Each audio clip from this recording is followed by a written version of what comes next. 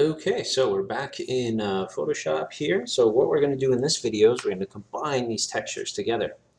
So let's start with the lighting map or ambient occlusion map, whatever you like to call it. Now this one's the easy one here. So sorry, I just had that as a little test there. So we have our floaters here, and we have our other base lighting map.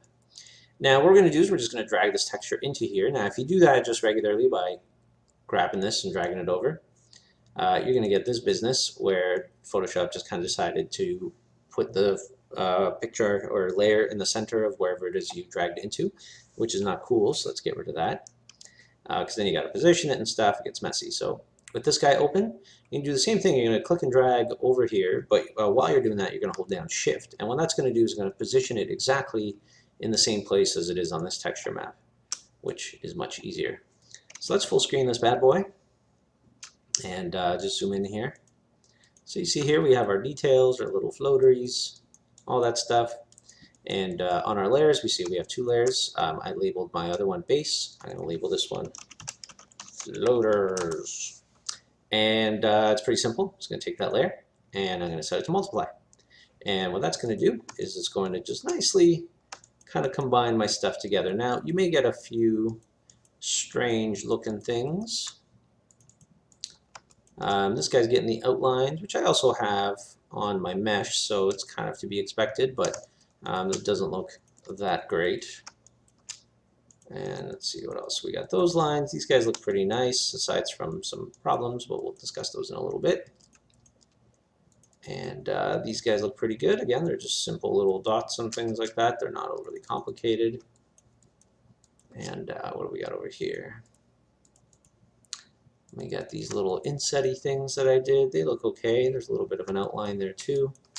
Kind of annoying. But other than that, they look pretty good. Let's go back to our texture. Now, if you go back to your base texture, if you go under Channels and Alpha, you'll kind of see what the actual textures look like. So if you ever want to know what your masks are kind of looking like, where your floaters end and stuff like that, you could check this one. But for our floaters, we should be okay, so I can close that down. And I'm going to take this composite. I'm going to save it as a Photoshop file, so I have it for later. I always, keep a good source file. But I'm going to hit File, Save As, and save it as a Targa. And for now, I'm going to save it on like my desktop or something like that. But I'm going to call it, computer.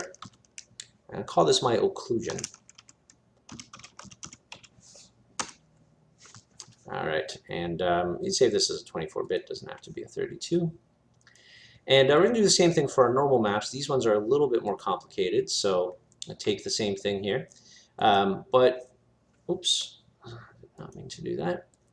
All right, but this one, for some reason, we have these pink outlines. Sometimes you might get this when you're rendering. You shouldn't. It should just bake out the base there, but for some reason, we got those. But if we go into our texture and we go into channels and alpha, you'll see here that that stuff does not exist between the RGB and the alpha, which is a lot better. So what we're going to do is under the alpha channel, we're going to control click the alpha, which is going to just select the things that rendered out. I'm going to click back here on RGB, and it's going to keep our selection here. And I'm going to hover over top of one of these bits, doesn't really matter which one, usually the biggest one, that's easier to grab, and do the same thing. I'm going to shift drag over here, and that's going to place our stuff into our very messy, crazy looking normal map. So there you go. See here, we have those guys. And we'll have these little guys, and they look okay. There's some messes going on there, but we'll take a look at that once we get into Unity. And so that's pretty much it. Now, if I was going to bring over this whole thing, and these pink guys were not there, I just want to show you guys the one thing that you should do with your layer. Normal maps capture a blue channel as well, which is kind of like the height of the normal map overall. Now, we don't need that for anything that we're placing over top, so we can get rid of that by double-clicking on any layer and bringing up the layer styles. And right under the first setting here, the blending options, there's a channels RGB. We just take off the blue channel. And you'll see here it's going to change our colors just by a little bit. And what that'll allow us to do is set this to overlay and kind of merge our normal maps a little bit better. Because we did the dragging over with like just the masks and the floatery stuff, we don't really need to do that. But it's good practice anyways for the future and when you're doing other stuff. So same thing, I'm going to save a source file, but then I'm also going to go to File, Save As. I'm going to save a Targa. Again, throw it on my desktop, but this time I'm going to call it Computer Normal.